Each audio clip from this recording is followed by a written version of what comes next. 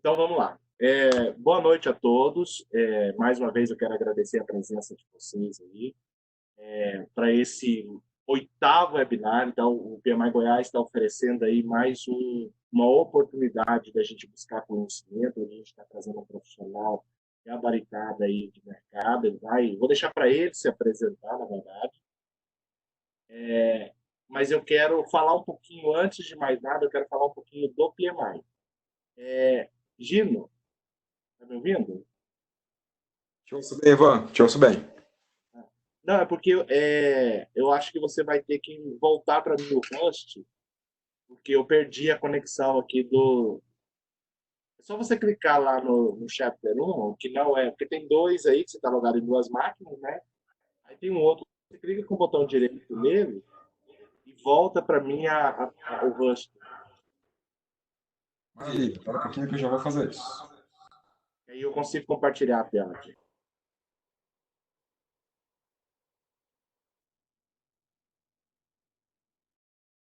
Então, eu quero assim, agradecer a presença de todos e colocar aí à disposição mais um conhecimento que a gente tem aí, que a gente pode oferecer para vocês. É mais um conhecimento dentre muitos que a gente fez aí ao longo de 2019. E a gente está abrindo aí a temporada de 2020 com o oitavo webinar, hoje com a presença do Gino. E eu não vou me delongar muito aqui, não. Eu acho que. Agora sim, voltou aqui. Então, assim, eu não vou me delongar muito. A minha proposta hoje aqui é só falar um pouquinho do que é o PMI, né, para quem ainda não conhece. Isso aqui vai levar uns 5 minutinhos só. Eu vou falar um pouquinho do que é o PMI, depois eu passo a bola para o Gino, porque aí eu vou deixar ele se apresentar. Ele vai tocar esse webinar com a gente aí. O protagonista do webinar é ele. Então, ele vai falar bastante aí sobre esse framework para a gente poder entender melhor como é que funciona. Tá? Meu nome é Ivan Lourenço, eu estou hoje como diretor de desenvolvimento profissional do capítulo, do PMI Goiás. E para quem não conhece, o PMI é uma associação sem fins lucrativos, ela foi fundada em 1969 nos Estados Unidos, então no ano passado ela fez 50 anos. E a proposta do PMI é promover e ampliar cada vez mais o conhecimento relacionado com o gerenciamento de projetos. Então, a gente fomenta um conhecimento que a gente leva para a comunidade, no mundo inteiro, o gerenciamento de projetos. E para quem não sabe, o PMI tem os seus braços, que são chamados de capítulos, e cada região tem os seus capítulos. Aqui no Brasil, por exemplo, nós temos 15 capítulos e o PMI Goiás faz parte desse grupo. Tá? Então, nada mais é do que uma associação de profissionais que está ligada pela causa do gerenciamento de projetos. E hoje, o PMI ele atua em 209 países. Então, para vocês perceberem a imensidão do espaço que o PMI está abraçando, estamos em 209 países, né, com mais de 500 mil de membros ativos aí, membros em todo o mundo, espalhados por todo o mundo. Né? E o PMI Goiás ele foi criado em 2005, ele veio para Goiânia em 2005, esse ano então está fazendo aí 15 anos, né? Tá com 14 anos, mas já encaminhando aí para fechar os 15 anos. E a gente está expandindo também a nossa atuação, não só dentro do PMI em Goiás, mas também, decisão em Goiânia, Goiás, mas também dentro do Tocantins. Tá? Então, esse é o espaço que a gente traz para vocês aprofundarem cada vez mais no PMI. E qual é a missão do PMI Goiás hoje? Promover as boas práticas de gerenciamento de projeto, lógico, né, como o PMI prega, e valorizar o profissional e fomentar a comunidade nos estados de Goiás e Tocantins. O que a gente tem como visão também? Apesar de nós sermos um capítulo pequeno, nós queremos ser percebidos como um capítulo que é inovador. Para isso, a gente traz projetos inovadores. Vamos ter aí agora o próximo um projeto bacana que nós estamos lançando. Depois vocês podem pesquisar nas redes sociais também, que é o nosso PM Lab. É mais um piloto que nós estamos lançando aí. Vamos falar de gestão 3.0. Bem bacana o profissional que nós vamos trazer. Depois vocês dão uma olhada lá na rede, nas redes sociais ou no próprio site. Vai ter o nosso curso, nosso 12ª edição do curso de gestão de projeto, o curso prático de gerenciamento de projetos. Né? Então, quando a gente entrega esse valor, a gente quer ser é visto nos próximos 5 anos como um capítulo inovador. Essa é a proposta do PMI Goiás, né? E a gente também busca sempre transformar ideias em realidade. Projetos são ideias, ideias podem ser transformadas em realidade. Sempre olhando para o futuro. E como o PMI trabalhou ao longo dos 50 anos que ele atuou aí, que o ano passado fez 50 anos, a gente enxerga agora os próximos 50 anos. A gente começa a pensar nos próximos 50 anos. No final da apresentação do Gino, eu vou falar mais um pouquinho sobre o voluntariado para estimular vocês a estarem participando. Né? Antes de passar a bola para o Gino, eu queria só comentar uma coisa com vocês. O Gino vai fazer uma palestra aí de uns 40, 45 minutos no máximo. Depois, ao final, a gente vai abrir o espaço para perguntas e respostas. Dentro dessa plataforma que vocês estão vendo aí, tem um íconezinho aí para fazer um chat, uma base de perguntas e respostas. Vocês podem deixar as perguntas de vocês aí, sem problema nenhum. E a gente vai depois anotando tudo aqui, buscando as informações lá, e depois a gente passa para o Gino responder ao final. Se ele não conseguir responder tudo, por conta de tempo e tudo mais, a gente se compromete a receber todas as perguntas de vocês e encaminhar para ele. Okay? Em tempos de coronavírus, né, nada melhor do que a gente fazer aí. É bom o contato, né, mas em tempos de coronavírus, nada melhor do que a gente fazer um webinar. Então, Gino, é com você. Eu vou passar a bola, o protagonista do nosso papo de hoje. Boa palestra a todos. Gino, o papo é contigo. Obrigado, Ivan. Coloca, por favor, minha permissão como apresentador, que eu vou compartilhar aqui. Dessa máquina aqui já percebi que vai funcionar. Então, um minutinho só. Bacana. Enquanto você coloca, eu quero aproveitar para agradecer o PMI Goiânia. PMI Goiânia, não Goiás, é isso mesmo, Ivan? A gente chama de PMI Goiás e o capítulo de Goiânia, né? Ótimo. Então, PMI Goiás, pela super oportunidade, pelo carinho, pelo convite. É uma honra enorme, a gente está muito pertinho, e aqui está com mais ou menos 200 quilômetros de Goiânia, e é uma cidade muito querida, e é muito pescar lá perto de Goiânia, então é uma honra enorme estar perto de vocês, e a gente poder fazer esse evento juntos, que possa ser um de muitos que a gente venha fazer. Obrigado pelo convite, pela oportunidade, por favor, agradeço a todo o time que participa, a gente sabe como é difícil organizar eventos, como o Ivan muito bem falou, é um grupo de voluntários, então são pessoas que trabalham porque acreditam de fato que o resultado do trabalho deles pode mudar o mundo, pode de fato trazer oportunidades diferentes e trazer benefícios para muitas pessoas. Então, muito obrigado por depositarem em mim a confiança de estar aqui com vocês hoje.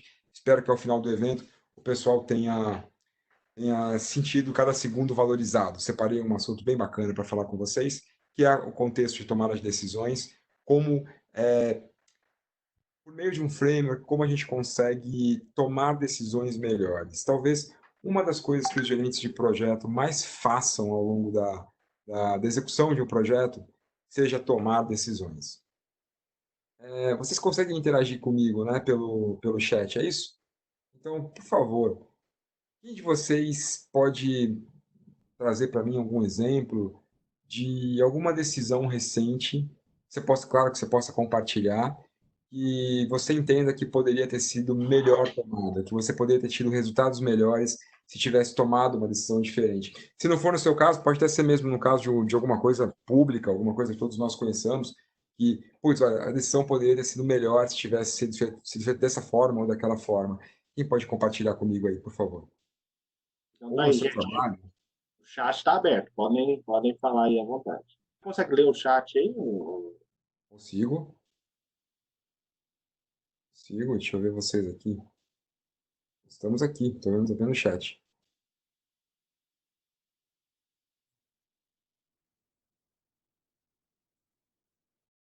Coloca aí, enquanto isso eu vou abrindo o PowerPoint. Finalmente parece que ele vai dar certo aqui, Ivan. Pela primeira vez apareceu aqui o arquivo. Tem um amigo que trabalha na Microsoft, aí quando dá esse tipo de treinamento, ele só fala assim, é o Mac. Mas eu troquei o Mac agora. O Mac dá muito problema comigo. Eu não nasci para ter Mac. Infelizmente, não tem jeito. E você me colocou como host, né? Isso. O Alex colocou uma pergunta, colocou uma observação aí no chat. Ó. Deixa eu ver. Não está aparecendo para mim? Alex, lá embaixo. Vou Vou fazer o ler para seguinte: você. eu vou mudar você para host e você vai me colocar como presenter, Eu acho que você estava como pré, mas eu vou. como host. Me coloca como presenter aí. Então, Então, nesse momento você está como present. como presenter? Isso. Não está vindo, não. Não está aparecendo para eu compartilhar.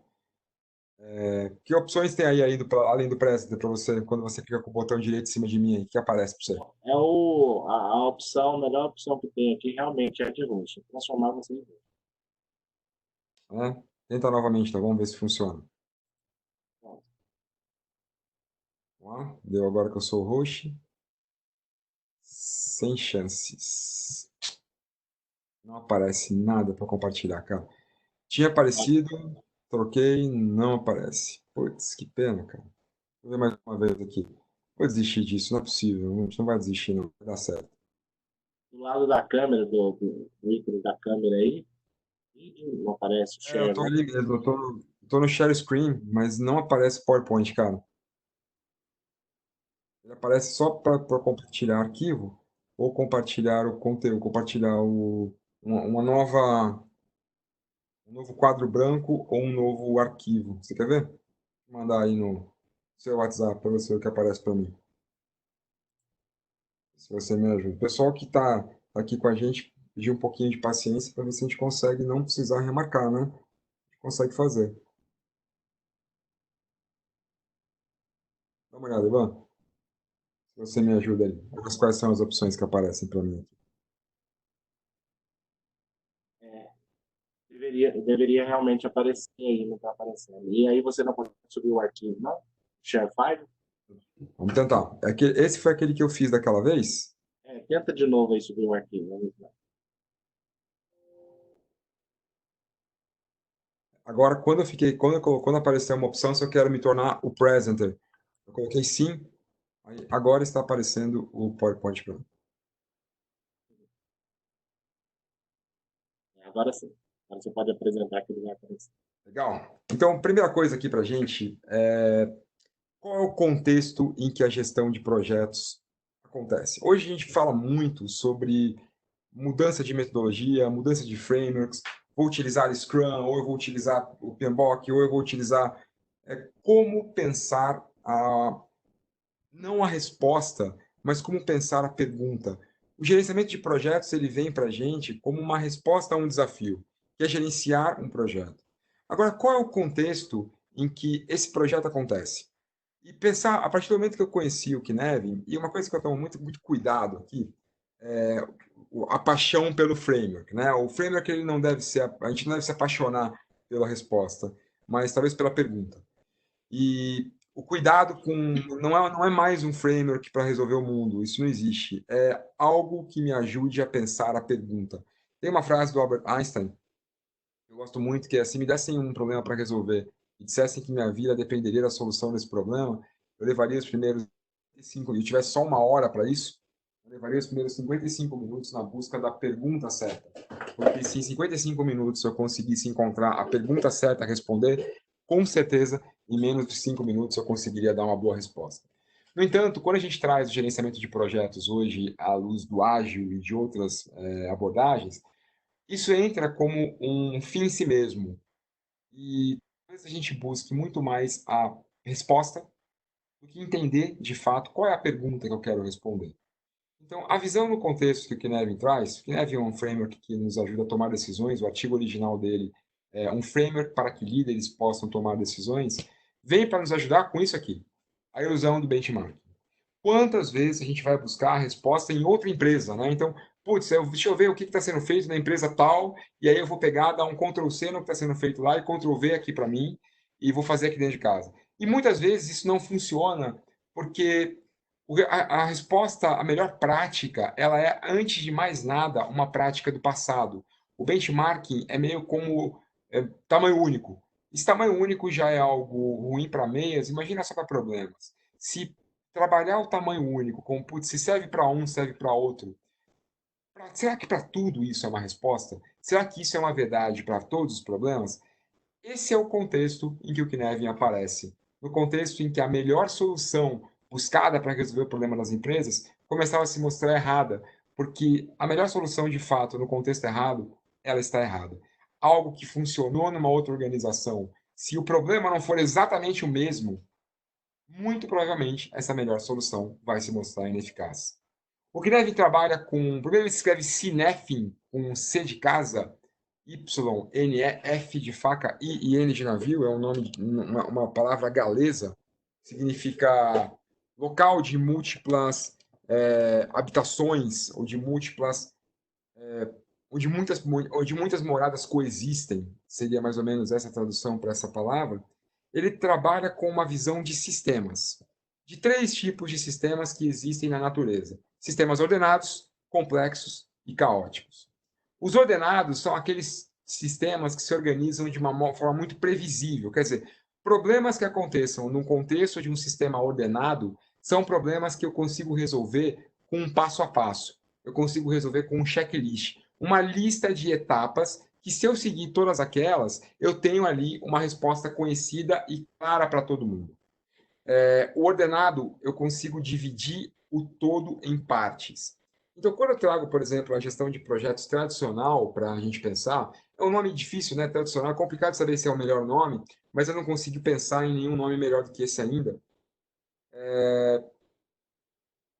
A gestão de projetos, como nós conhecemos, ela parte de um princípio reducionista.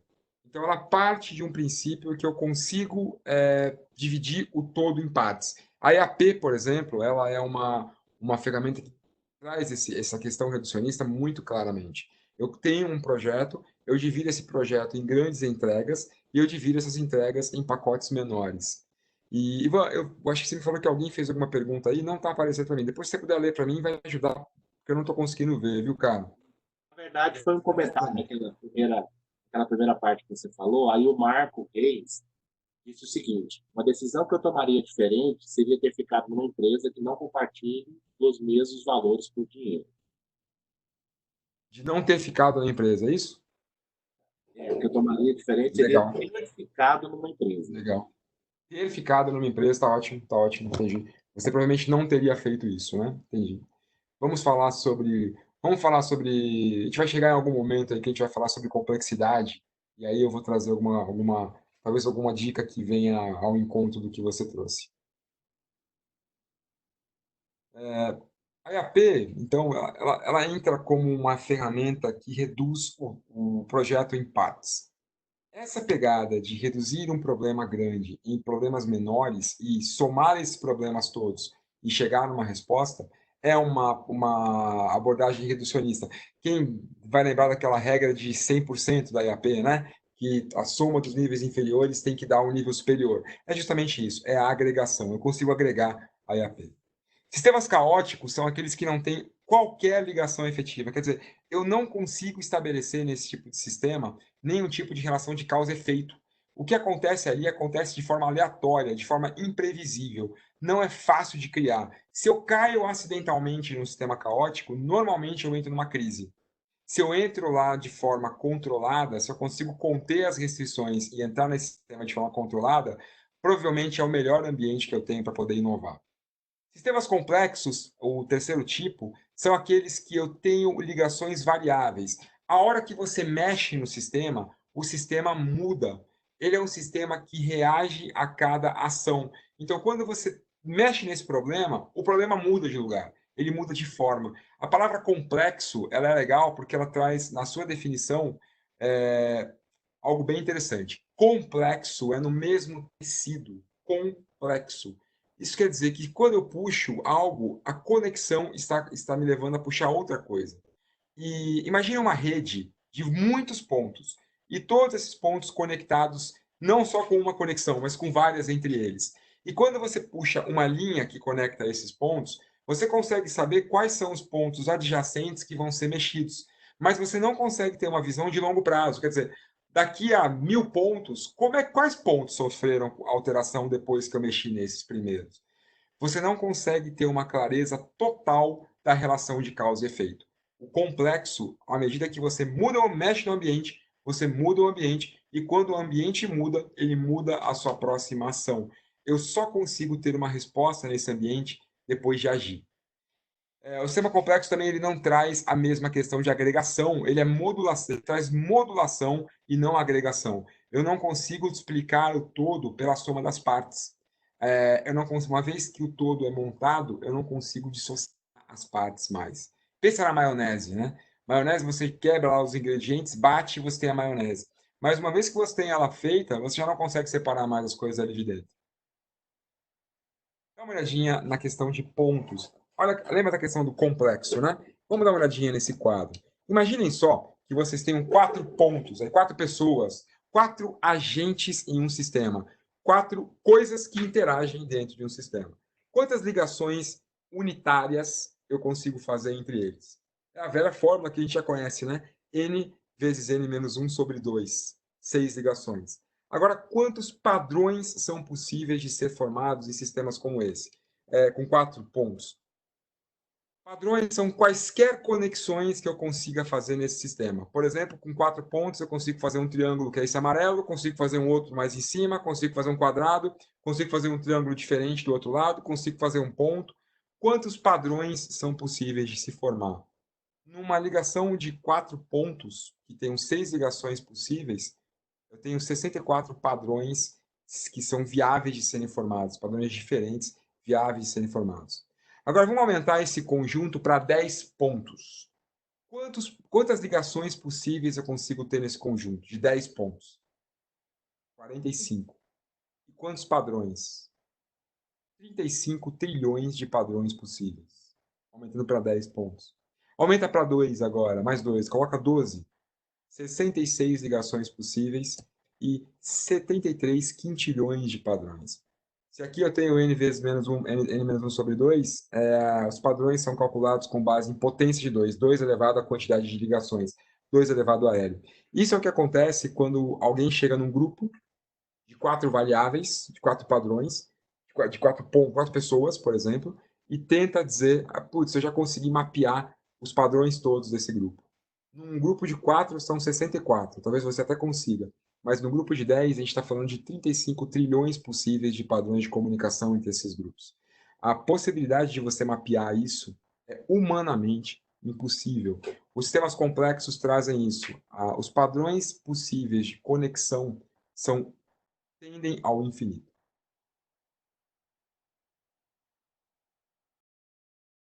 Além disso, além dessa visão da complexidade, a complexidade ela vem.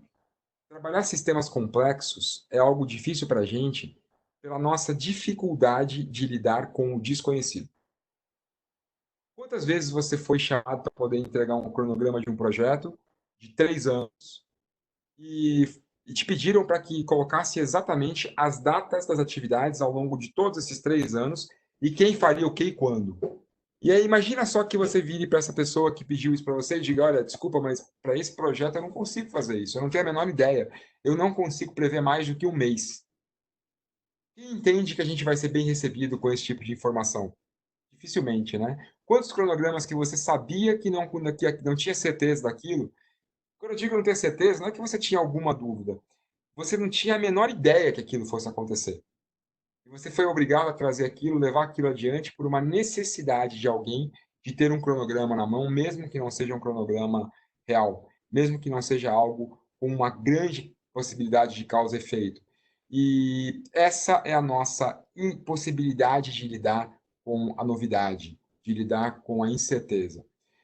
O caso que eu gosto muito de compartilhar é o caso do ornitorrinco. Tem até um livro que conta esse caso, é muito legal.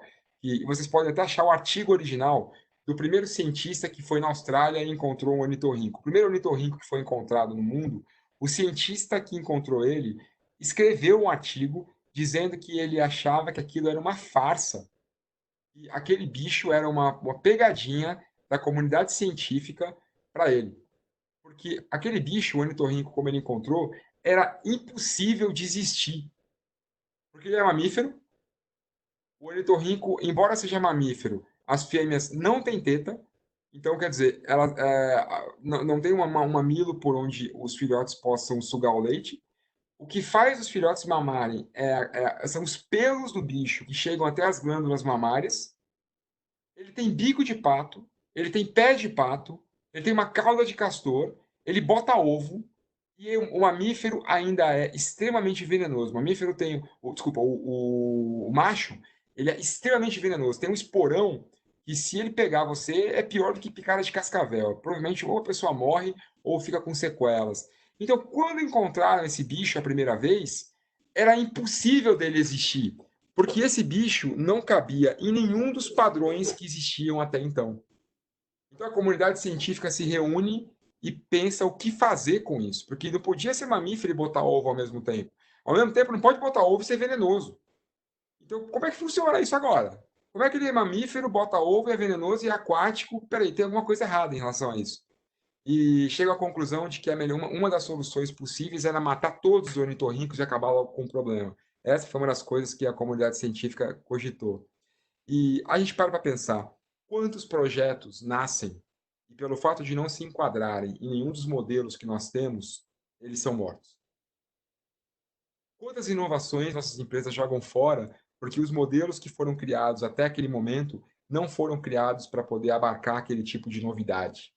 Quantas pessoas são colocadas de lado nas organizações porque as ideias que elas trazem são muito novas e não se combinam com nenhum dos modelos pré-existentes? Esse é o paradigma do ornitorrinco e é o paradigma que traz a necessidade de nós adaptarmos soluções para problemas que acontecem e não cabem nos nossos modelos antigos. O que deve vir justamente a nos ajudar a entender qual é o local em que esse problema acontece. Então, eu tenho, por exemplo, 5 domínios. Esses 3 sistemas, ordenados, complexos e caóticos, eles abarcam 5 domínios. O domínio do clear, antigamente chamado de óbvio, é o domínio em que problemas que aconteçam aí dentro são problemas que têm uma melhor prática. Para resolver isso, todo mundo conhece a resposta. É só você dar um Ctrl+C e Ctrl+V porque vai funcionar. Por exemplo, ligar dois pontos. Qual o melhor caminho e o menor caminho para se ligar dois pontos? O menor caminho para se ligar dois pontos, todo mundo sabe, é uma reta. E se você tentar qualquer coisa diferente disso, provavelmente não vai dar certo. É, por exemplo, o que acontece aqui dentro. Aqui eu tenho altíssima previsibilidade. Se entram 50 garrafas desse líquido no começo da esteira, eu preciso que ao final da esteira haja 50 garrafas desse líquido. Se entrarem 50 garrafas e saírem 100, alguma coisa muito errada está acontecendo com a sua fábrica e pode ser inclusive um milagre que aconteça lá dentro, que as garrafas que entram dobram a quantidade quando saem. Por outro lado, se entrarem 50 garrafas e saírem 30, eu preciso parar as máquinas porque alguma coisa está se perdendo lá dentro. E eu tenho, inclusive, um botão vermelho, que é um botão justamente para eu poder mostrar caso algo dê errado. Se algo der errado, a galera vem aqui e aperta esse botão, porque, cara, o negócio ficou imprevisível. Essa máquina não pode trazer menos garrafas do que entrou.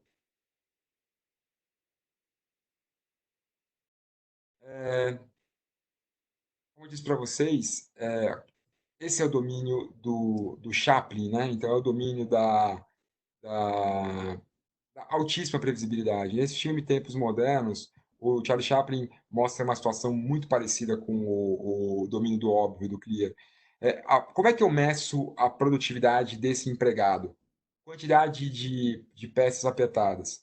E aqui vem também um primeiro paradigma, que é o modelo de melhores práticas, o modelo de esteira de produção, o modelo de comando e controle, ele é um modelo altamente previsível. Não é um lugar para você ter inovações radicais. Você não pode parar para ficar caçando borboleta e pensando em como melhorar o processo andando. As melhorias elas são muito incrementais. Você não vai ter melhorias disruptivas acontecendo ao longo do processo, porque melhorias disruptivas vão requerer que você pare um pouco o processo. E você vê o que acontece quando o Chaplin para, né? Se ele para poder pensar, para poder refletir, para poder inovar, o processo acumula do outro lado, porque a medida de produtividade ali é de fato quantidade de peças apertadas no final do dia. Outra coisa é, esse modelo é cruel? Esse modelo tem que ser cruel? E a resposta é não. Nenhum modelo de trabalho nasceu para ser cruel. O que acontece é que o comando e controle, ou o modelo de produção em massa como esse, ele traz consigo um tom cinza, como o do filme, porque ele vem justamente logo depois da escravidão. É a primeira forma de trabalho que a gente encontra. Então, aquelas pessoas, elas apanhavam no trabalho. Como nós, crianças, há algumas gerações atrás, apanhavam na escola também, com palmatória, né? Isso não quer dizer que estudar tem que ser ruim, muito pelo contrário, esse é o grande paradigma que a gente está vivendo hoje. Como repensar as escolas? Isso não quer dizer que eu tenha que estudar e apanhar. Da mesma forma, não é porque eu trabalho num processo altamente previsível que eu tenho um ambiente cruel. Nenhum ambiente pode ser cruel. Todo mundo tem o dever de prezar por um ambiente sustentável no qual as pessoas possam ser felizes enquanto trabalham. Da mesma forma, ter um ambiente tóxico não significa que eu tenho que começar a usar ágil ou colocar post-it na parede e esminofiar na geladeira, vestir camisa de super-herói. Embora eu adore, como vocês podem ver, eu adoro coisas nerds. Não, isso não tem nada a ver com gestão. Isso é o meu gosto por personagens de história em quadrinho, por histórias animadas e por cores. Isso é o meu gosto por trabalhar com post-its. Isso é o meu gosto por coisas diferentes. Isso não tem nada a ver com a forma de gestão. A forma de gestão ela tem que ser leve, independente do lugar que você trabalha. Se eu começar a pintar as paredes de vermelho para acabar com uma cultura tóxica, eu tendo a ter uma cultura tóxica escondida atrás de tinta forte. E o que acontece? Por trás de toda aquela mesa de ping-pong, tem uma cultura devastando as pessoas por dentro em nome de algo que ela não nasceu para reinventar. A forma de trabalho não te dá o direito de ser mais ou menos cruel. E existe forma certa de se trabalhar em problemas óbvios. Problemas óbvios, como esse que acontece no Clear, como esse que o Chaplin resolve, é o mesmo da reta. A reta liga dois pontos com extrema eficiência, e qualquer coisa que você faça diferente disso é perda. Ou seja, o sistema que nós conhecemos como Toyota Production System ou Lean Manufacturing, ele nasceu, que é a base do ágil, né, se coloca como os princípios base do ágil, nasceu em um sistema de produção, não nasceu num sistema de inovação.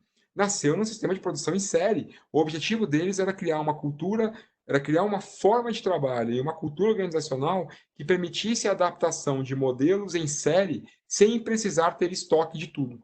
Mas acontecia num ambiente totalmente previsível. Eles sabiam exatamente qual era o modelo de carro que entrava e qual era o modelo de carro que saía desse ambiente. Qual uma boa maneira de medir? Quantidade de carros produzidos dentro de um padrão de qualidade. De novo, isso não precisa ser cinza. Isso pode ser colorido, como está na foto, e um ambiente feliz de trabalho. Inclusive sabendo que, por ser repetitivo, as pessoas vão precisar de mais atenção nesse tipo de modelo. Uma outra forma de analisar problemas pode ser que eles mesmo assim sejam ordenados, porque olha só, lembra que são três tipos de sistema? Ordenado, complexo e caótico? O sistema ordenado, ele acontece desse lado aqui, ó. Esses dois são ordenados. Esse que eu vou fazer agora de verde, que a gente vai ver daqui a pouquinho, é o sistema complexo. E esse que eu vou fazer agora de azul é o sistema caótico. Então, o ordenado, ele recebe tanto o clear quanto o complicado. Todos têm altíssima previsibilidade. Todos, inclusive, você pode garantir que os resultados são conhecidos. O ponto é, o óbvio ou clear trabalham com melhores práticas. E o complicado trabalha com boas práticas. Aqui eu tenho uma análise. O modo de ação no clear é entenda o problema, categorize o problema, escolha numa categoria e haja. Esse é o clear. No complicado é entenda o problema, analise o problema e haja. Aqui é o lugar do especialista. Aqui é o lugar que não é a quantidade de parafusos que você aperta, não é a eficiência, mas é quantos parafusos você apertou certo. Aqui é qual foi a melhor resposta dada e não a quantidade de vezes que você deu ou o menor tempo que você deu uma resposta, que é algo muito característico do sistema ordenado CLIA. Aqui eu tenho a seguinte realidade: o bom especialista é aquele que trabalha com efetividade e não com eficiência. Até posso, depois de algum tempo, olhar os custos disso, mas lembrando que não são os principais indicadores. Se eu tratar um sistema ordenado complicado com indicadores de produtividade, eu tendo a fazer com o sistema o que aconteceu com o nosso sistema de saúde, por exemplo, no qual os médicos são avaliados por quantidade de atendimento. O que acontece com a qualidade do atendimento? O que acontece com a efetividade do atendimento? A pessoa chega para ser atendida com azia, o cara faz umas duas perguntas para ele: o que você comeu ontem? Comi feijoada. Ah, então toma esse aqui, toma um sorrisal e vai para casa, que teu problema é má digestão. Fez o quê? Entendeu o problema, azia, categorizou se é azia, então é má digestão, e respondeu com um sorrisal. Só que o médico não trabalha nesse tipo de problema. Esse cara pode voltar para casa e depois de 12 horas ter um infarto, porque a azia também pode ser sinal de infarto. Não há uma melhor prática para a azia. Boas práticas. Eu preciso entender qual é o problema que essa pessoa tem para determinar qual é a melhor prática naquela situação. Então, o bom médico, o bom especialista é aquele que faz o quê? Análises, me dá exames, me dá dados, examina a pessoa, faz mais perguntas para ela para poder entender e aí toma uma decisão.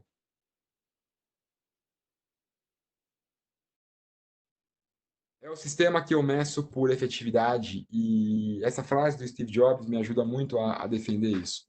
Não faz sentido contratar pessoas inteligentes para trabalhar no complicado e dizer a elas o que elas devem fazer. No complicado, nós contratamos pessoas inteligentes para que elas nos digam o que fazer. A pior coisa que você faz aqui é querer orientar a decisão da tua equipe para fazer aquilo que você quer. Quanto mais eu recorro a especialistas, melhores são as decisões aqui. O complexo é aquele que as coisas acontecem e modificam o sistema. O complexo, o modo de ação nele é, primeiro, sonde, porque você não consegue entender o sistema todo. Se você parar para analisar e tentar dar uma resposta com base na análise, você tende a incorrer num problema que se chama paralisia da análise. Você vai analisar, o especialista aqui, ele analisa, analisa, analisa, não faz nada. E enquanto ele analisa, o sistema vai mudando. A única forma de interagir com esse sistema e resolver um problema lá dentro é agindo primeiro. Age primeiro, mas não no sentido de agir de forma absoluta. É uma ação leve, é o que nós chamamos de, de probe ou sondagem. É menos do que ir lá e puxar, é cutucar. Imagina um submarino quando ele está ali no fundo do mar, explorando aquele território. O que ele faz? Primeiro, ele não fica parado, porque senão ele não consegue ir longe. Ele não consegue entender o que está acontecendo longe. Ele só consegue enxergar uma contato visual muito pouco. Quanto mais fundo, mais escuro. E você pode meter luz lá, que você vai ter uma limitação muito grande. A luz não vai muito longe. Você vai ver só uma parte. Você não consegue iluminar o fundo do mar todo. O que ele faz, então? Ele não fica parado analisando o ambiente. E nem vai rápido demais que ele pode bater em alguma coisa.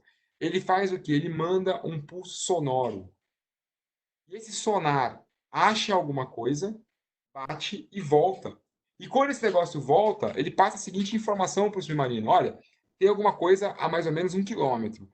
Pode ser uma baleia, pode ser um container afundado, pode ser um navio ou pode ser corais. Alguma coisa está por lá, a gente não sabe ainda. Manda mais um pulso.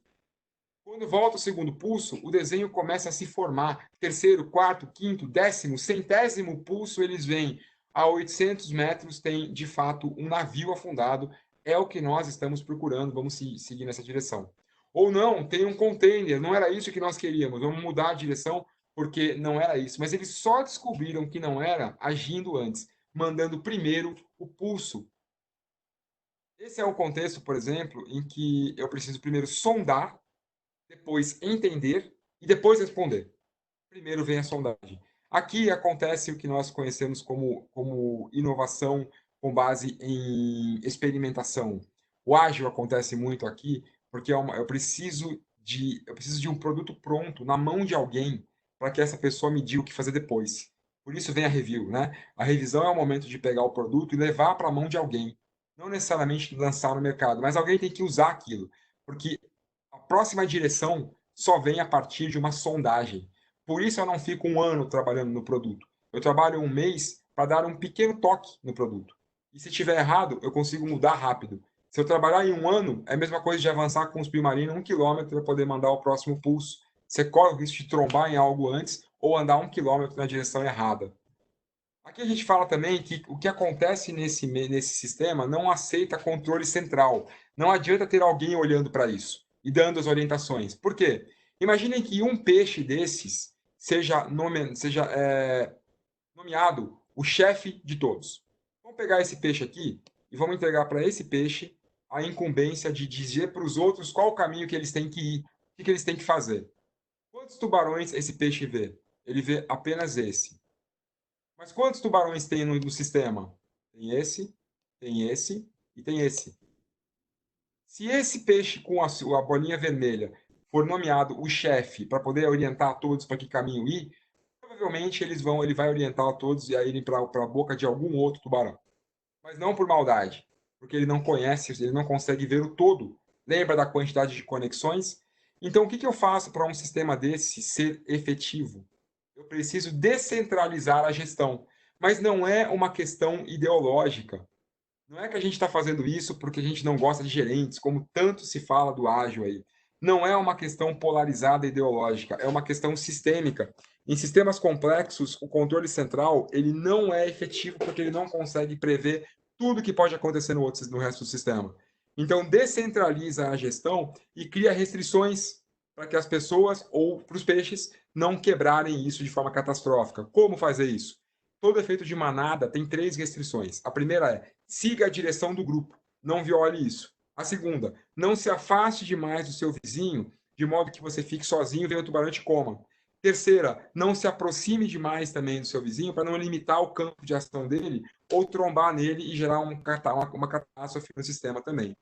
A partir dessas 3 restrições, o sistema consegue se organizar o tempo todo e mudar o seu comportamento e se adaptar ao problema. E é por isso que os cardumes se adaptam tão mais rapidamente do que se nós estivéssemos lá dizendo para os peixes qual caminho eles têm que ir. Dá uma olhadinha nesse vídeo. Olha como eles reagem a esse problema.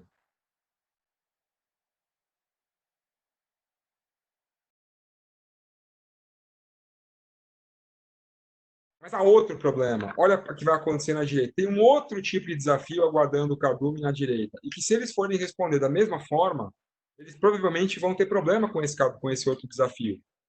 Ninguém está vendo esse pássaro. Os outros peixes não estão vendo ele. Só esses primeiros estão vendo. E eles têm que responder a isso de forma diferente. E tem outro problema vindo lá de trás, olha. Não é só um tubarão, não. Tem vários tubarões atacando o cardume agora. E se eles fossem responder da mesma forma que eles estavam fazendo antes, provavelmente eles morreriam porque não conseguiriam se adaptar tão rapidamente aos desafios que esse novo problema traz. Não tem ninguém orientando o cardume, não por uma questão ideológica, mas porque para isso funcionar, eu preciso descentralizar as decisões. E o caótico, não há nenhum tipo de previsibilidade, não há nenhum tipo de controle. O que acontece aqui acontece sempre de forma inédita.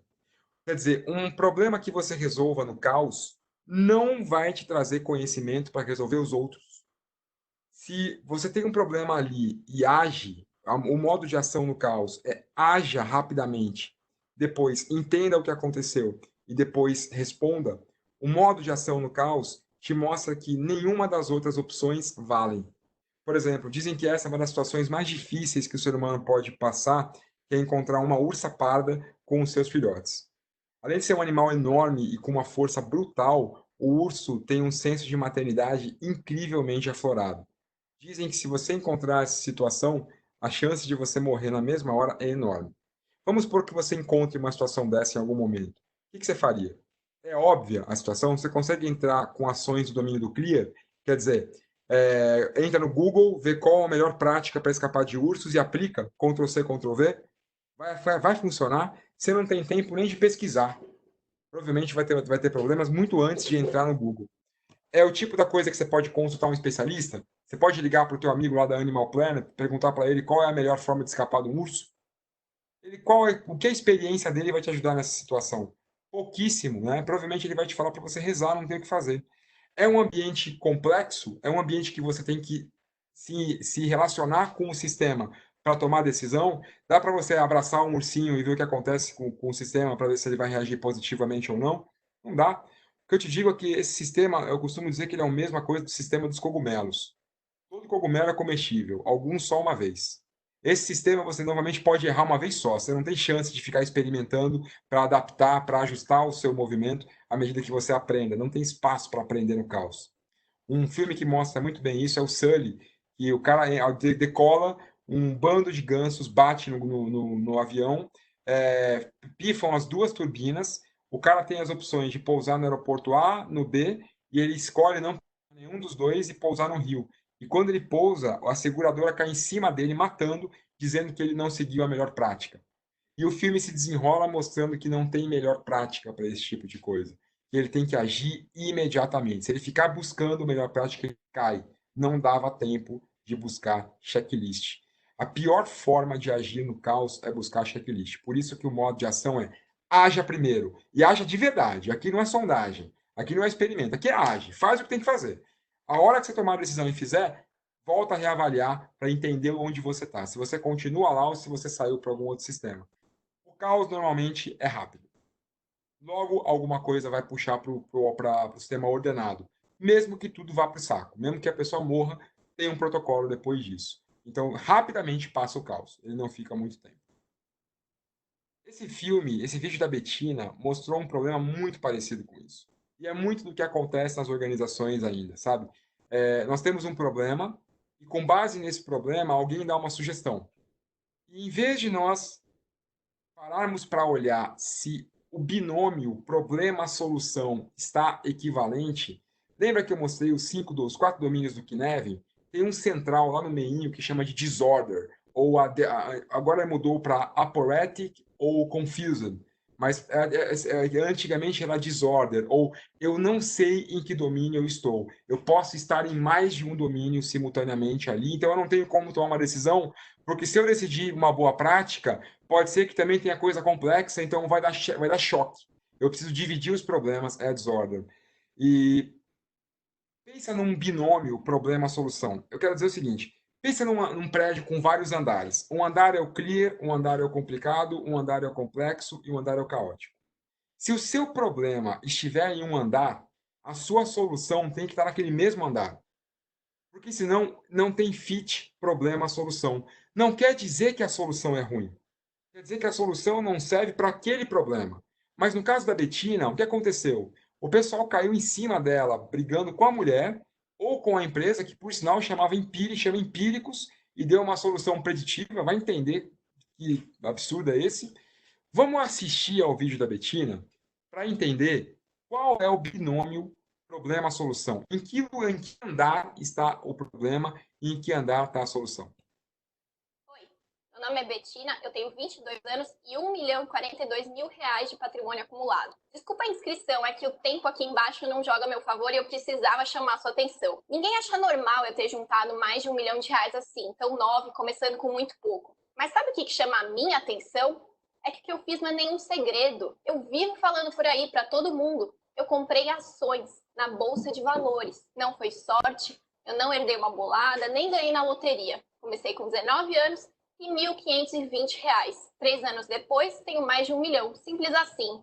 Sabe qual é o problema?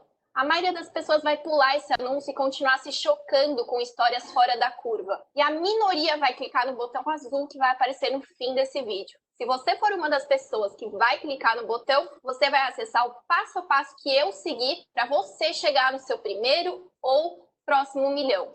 Os resultados, eu garanto, serão os mesmos. Não tem como ser diferente. Se você tiver as mesmas ações que eu tenho, vai lucrar proporcionalmente o mesmo que eu. Isso vale para as perdas também. É com você. Resultados diferentes exigem atitudes diferentes. Botão azul. Vamos entender, sem trabalhar de forma passional, vamos entender qual foi o desafio que a Betina nos colocou. O que ela queria nos sugerir ali. O que a Betina trouxe foi problema, de forma mais objetiva possível que a Betina trouxe, foi eu quero ganhar 1 milhão de reais e, na Bolsa de Valores, com baixo investimento, em até 3 anos. Esse é o problema que ela traz. Como ganhar 1 milhão de reais em até 3 anos com baixo investimento na Bolsa de Valores. Isso é clear, complicado, complexo ou caótico? Bom, é clear. Tem uma melhor prática para ganhar dinheiro na Bolsa? Dá para você seguir um checklist e ficar milionário na Bolsa? Não, não dá. A Bolsa de Valores tem especialistas que consigam dizer para você exatamente quais são as ações que vão te dar 1 milhão de reais nos próximos 3 anos? Não, não dá. Eles podem até dizer para você o que eles acham, mas isso não tem garantia, senão era só contratar essas pessoas e ficar milionários. Eles já estariam milionários, né? Terceiro, é um ambiente caótico? A bolsa não é caótica porque ela tem restrições. Lembra? O caos não tem restrições, mas a bolsa tem. Você não pode chegar com um frango e falar, eu vim aplicar isso. Tem que ser dinheiro. Tem horário para investir na bolsa. Ela abre e fecha. Quando ela começa a ficar muito imprevisível, alguém vai lá e puxa a tomada, desliga a bolsa e fala, opa, está muito imprevisível. Vamos parar com isso agora que ninguém está entendendo mais nada. Então ela não é caótica. Ela é complexa? Bom, um sistema complexo, quando eu mexo nele, ele muda. Lembra do cardume? Um peixe vem para cá, os outros acompanham, mudam. A bolsa, se você comprar uma ação ou se você mexer na bolsa, você muda ela? Muda. Ainda que você comprando uma ação vai mudar uma casa trilionésima de centavo, se muita gente comprar algumas ações daquela mesma empresa, muda. Recentemente, o Warren Buffett comprou ações de uma empresa aí e a bolsa todinha mudou por causa disso. Quer dizer, você não precisa nem comprar. Olha o que o coronavírus fez com a bolsa hoje. Só hoje. E o vírus não comprou nenhuma ação. Só o fato de ter um vírus causando o que está causando fez a bolsa, a Bovespa cair 15%. É isso que acontece. Então, é um sistema que se adapta continuamente. A cada 5 segundos, a bolsa de valores muda. E à medida que ela muda a ação das pessoas nela também. Então, sim, a bolsa de valores é um sistema complexo. Então, o problema que ela quer resolver está no binômio complexo. O binômio problema-solução, o problema está no domínio complexo. E a solução? Ela dá o nome. Ela fala, eu vou te dar o passo a passo. Passo a passo é solução de sistema ordenado. Ela fala, eu garanto, os resultados serão os mesmos. O único lugar que você consegue garantir causa e efeito é no ordenado. E como ela fala passo a passo, checklist, ela está no clear. Então, o binômio problema-solução está complexo, clear. O domínio do problema é o complexo e a solução é clear. Então, não é que a solução é ruim. Para poupança, para LCI, para tesouro direto, a solução é ótima. Mas para lidar com a bolsa de valores, ela não serve. E muitas vezes, no gerenciamento de projetos, a gente está atacando a solução. O PMBOK não serve. O Scrum não serve. O Prince não serve. Escuta, não é que eles não servem. Qual é o problema que você está tentando resolver com ele? Putz, esse problema, de fato, precisa de outro tipo de abordagem. Mas não é a solução que é ruim. Atacar a solução é que nem atacar a Betina. Ela não tem nada a ver com a história. O problema é o raciocínio, o problema, a solução que não está casando. Podia ser qualquer pessoa ali falando aquilo, que estaria falando algo errado, não pela pessoa, não é o método, não é a empíricos. A empíricos ela serve para problemas que requerem relatórios, não para problemas que requerem profunda adaptação, como é o caso da Bolsa de Valores.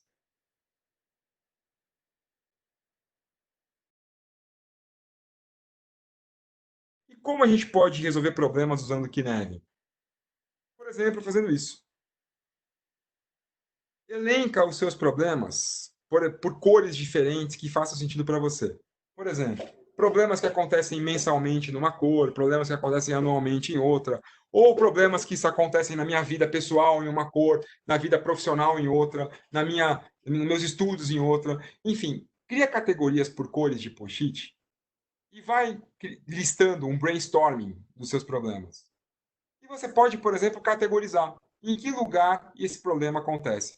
Pagar 13º de colaborador. Tem jeito de fazer isso sem me apertar? Tem, provisiona, pô. Tem melhor prática para isso.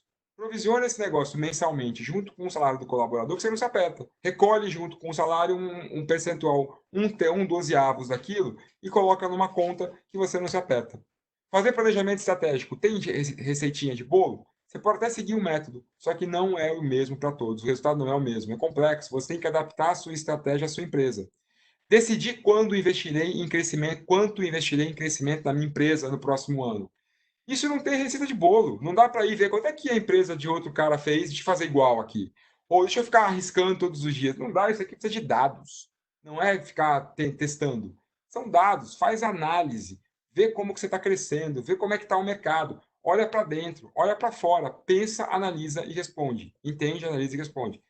Por exemplo, provisionamento de impostos, precisa de um contador, avaliação de resultados, pagamento de salários, apagar incêndios. Tem vários tipos de incêndio. Tem incêndio que eu apago com melhor prática, tem incêndio que eu tenho que apagar agindo, né? Então está no disorder, está bem no meio, né? Nesse meinho que é onde fica o disorder. E aí você pode fazer isso com todos. Esse é um processo que nós chamamos de categorização. Por que categorização?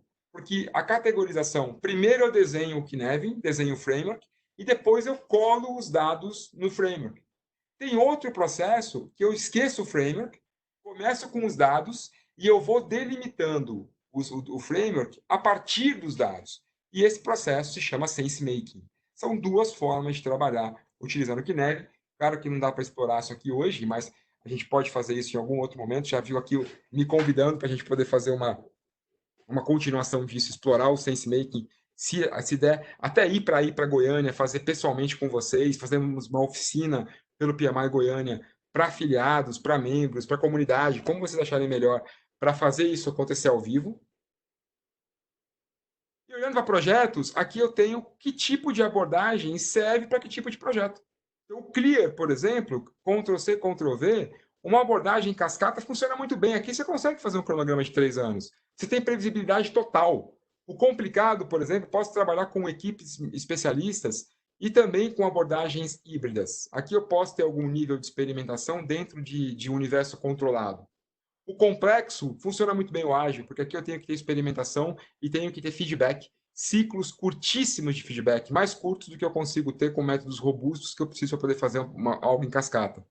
O caótico não tem método. Tenta dar alguma cadência no processo. Tenta colocar alguma restrição no processo para você conseguir escapar dele. Traga alguma previsibilidade. E na disorder, primeiro tente entender o que é o que. Separar o joio do trigo para depois você poder agir. Um resumo: o clear, ou antigo óbvio, e o complicado, complexo e o caótico. Abordagens empíricas funcionam muito bem nesses dois lugares, tanto no complexo quanto parte no complicado num híbrido. Abordagens funcionam no complicado também, mas funcionam muito melhor no clear. E aqui não tem abordagem, aqui não tem método, aqui tem sobrevivência. Haja primeiro e depois pensa no método. Não tem gerenciamento de projetos no caos. Os projetos podem se tornar caóticos em algum momento, mas não se gerencia projetos, se gerencia crise quando acontece isso. Aqui alguns lugares vocês podem me encontrar. Por favor, fiquem à vontade para se conectar comigo no LinkedIn, no Instagram, no canal do Spotify, meu canal do YouTube. Tem muitos vídeos de Kinevin mais profundos do que a gente consegue chegar no webinar, naturalmente. Tem o curso que eu estou fazendo de Kinevin também. Enfim, o que vocês precisarem, contem comigo, me acionem. Vai ser uma honra enorme poder ajudar, poder contribuir e fazer alguma coisa aí também, conhecer pessoalmente o capítulo de Goiás. Nunca tive aí com vocês, vai ser muito bom poder dar um abraço pessoalmente em todo mundo aí. Maravilha, Gino. Eu vou abrir espaço agora para o pessoal fazer as perguntas. Maravilha, E Ivan. eu gostaria de pedir que podem fazer, a gente vai dar um tempinho para não delongar muito mais, mas vocês podem colocar as perguntas lá e a gente já vai responder. Vou mediar daqui, só para ficar mais fácil. Legal. E você me ajuda, meu irmão, a entender como é que eu vejo as perguntas? Lá embaixo tem no. Questions and Answers, é isso? Isso. Encontrei. Aí tem uma pergunta aí do Alex, né? Consegue ler ela aí? Alex, assim, pergunta para o final. Em gerenciamento de projetos tradicionais, a descentralização de gerência é uma tendência ou necessidade? Como fazer? Então, Alex, excelente pergunta, cara. Projetos, eu vou entender tradicionais da forma como eu falei, tá? Embora não seja a melhor forma de dizer, eu não conheço outra melhor. Eu acho que é o cascata que você está falando, não é? A gestão de projetos cascata, ela requer controle central. Por quê? Porque há clareza do que deve ser feito. Então, alguém pode dar esse controle. Pode até ser alguém da equipe, não importa. Mas precisa de controle central porque é checklist. Imagina que você está entrando num avião para fazer uma viagem e que você, ao subir na cabine, se depara com uma equipe auto-organizada, sem controle central para pilotar o avião. Inclusive, a liderança pode emergir, pode ser você que vai pilotar. Então, não é um ambiente para isso. Decolar um avião, aterrissar um avião, fazer uma cirurgia, são coisas que requerem alta especialização e uma fidelidade muito grande aos passos que têm que ser seguidos. Por isso, é um ambiente muito bom para o comando e controle. E, de novo, comando e controle não tem nada a ver com crueldade. Comando e controle é alguém comanda uma ação e controla o resultado dela. É isso. Controla para saber se estamos indo no caminho certo, porque é possível saber o caminho antes de andar. No complexo, não é. Ok. Podem fazer perguntas, ainda temos um tempinho ainda. O Alex coloca outra ali, estou em tempo de tomar uma decisão de mudança de departamento. Como é órgão público, fico com receio de haver resistência por parte de minha gerência direta. Então, isso é um ambiente complexo. Isso é clássico ambiente complexo. Não dá para você prever o que a sua gerência vai falar. Por mais que você conheça ela, as variáveis que envolvem o comportamento humano são muito grandes. Então, lembra daquele quadro com as variáveis? Não são só quatro. O comportamento humano é regido por uma série de variáveis. Então, você achar que entende como a sua gerência pensa, já conheço o padrão do meu chefe, vou na certeza, não vai funcionar. Como é que você age em sistemas complexos? Você tem que sondar. Então, a melhor maneira para você saber como abordar essa decisão é sondar o seu chefe. E não ir direto, não agir, mas sondar. Às vezes com uma sondagem indireta, muitas vezes, com uma coisa oblíqua, que nem a gente chama. Você, por meio de um filme, por meio de um livro, por meio de uma conversa de bastidor com uma coisa nada a ver, você vai descobrir o que ele pensa em relação a determinada coisa e como é que você pode abordar isso de uma maneira mais assertiva. Sondagem e não ação direta. Ok, Como que perguntas? acontece, Alex? Desculpa, Ivan, não, eu te cortei sem querer, meu irmão. Não. É só pedir para o pessoal fazer perguntas, fiquem à vontade. Legal. Com relação, enquanto vocês escrevem aí, eu vou jogando algumas informações para poder ajudar. Como é que está hoje a seleção de métodos na tua empresa? Como é que está se selecionando se vai trabalhar com o método A ou com o método B?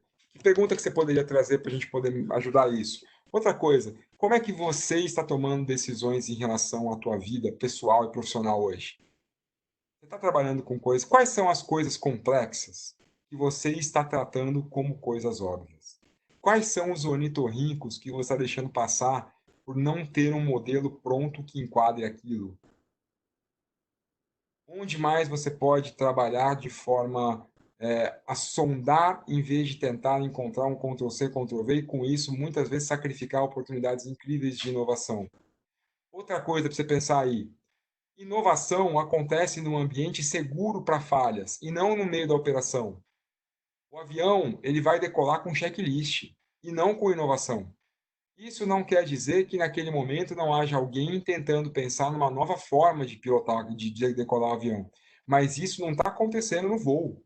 Isso está acontecendo no ambiente em que a hora que o cara falha, ele tem condição de corrigir aquilo sem que ninguém morra. Isso está acontecendo num ambiente de simulação, um ambiente seguro para falhas. Olha a gestão de risco, separando novamente o dinheiro de inovar, qual é o meu capital de inovação, que tem um risco inerente a ele, e qual é o meu capital de operações que não tem um risco, não, que tem baixíssimo risco. Tem Seis Sigma trabalhando aqui em operações, por exemplo. Por quê? Porque em Seis Sigma eu vou errar 4 vezes a cada milhão de repetições. Não é um ambiente que aceita erro. Nós temos que falar muito em ser tolerantes ao erro, em errar rápido. Onde, cara pálida? Errar rápido na operação? Errar rápido na decolagem do avião? Aqui somos uma companhia aérea, erramos com frequência e rapidamente. Quer dizer, o avião explode antes de decolar. Não é disso que a gente está falando. Errar rápido para aprender rápido e corrigir rápido é num ambiente no qual o erro não vai sacrificar a tua vida. Não é voando, é num ambiente simulado, num ambiente muitas vezes preparado para o erro. Inovar, querer fazer, chamar uma equipe, meter camisa do Capitão América em todo mundo e falar: agora vocês vão ser os inovadores. Pode errar à vontade de testar, é pegar o dinheiro da sua empresa que poderia ser aplicado em fazer a vida dos outros melhor e rasgar esse dinheiro sem dó. Crie um ambiente propício para isso. Um método que faz isso muito bem, é o Design Sprint.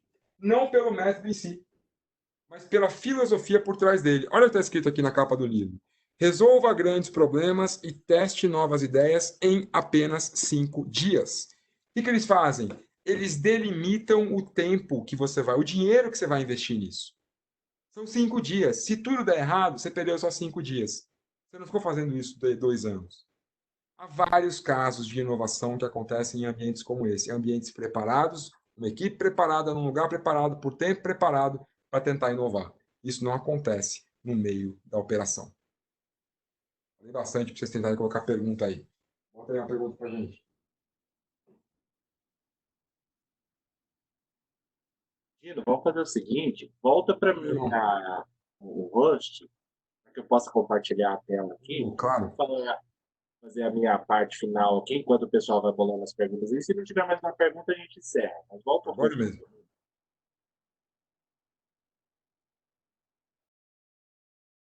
Ok, Prontinho. voltou aqui. Deixa eu só compartilhar a minha tela aqui. Podem fazer perguntas, tá, pessoal? Eu só vou compartilhar a tela com vocês aí. Agora aquele mesmo probleminha que deu para você aí apareceu para mim, tá? Eu já sei como vou resolver ele, quer ver? Vai aparecer aí agora. Tenta agora. Make Presenter. O nome da funcionalidade é Make Presenter. Pessoal, como eu já disse para vocês, né, a gente está envolvido com o PMI. Eu estou hoje como diretor de desenvolvimento profissional do capítulo. E esse envolvimento, como todos sabem, não vou dizer que todos sabem, mas pelo menos a grande maioria sabe, somos todos voluntários, né, desde a presidência, todo mundo voluntário. E a gente sempre precisa de estar renovando e trazendo mais pessoas para voluntariar, sangue novo para dentro do capítulo. E o espaço que vocês têm para fazer isso é através de uma plataforma chamada VRMS. Deixei aí com vocês aí o link, né, vrms.pmi.org. E quem quiser mais informações também, está lá dentro do site do PMI Goiás, né? Busca essas informações, participe, se cadastre na plataforma do VRMS, porque quando você seleciona, você faz a busca pelos capítulos, está lá os capítulos do mundo inteiro, quando você faz a busca pelo capítulo de Goiás, você vai ver os nossos projetos que estão em andamento. Então, se você quiser participar como GP de um projeto, como membro de equipe de um projeto, é só se cadastrar lá que nós vamos chamar para entrevista, vamos bater um papo e vamos envolver vocês cada vez mais dentro do nosso ambiente de gerenciamento de projetos. Tá?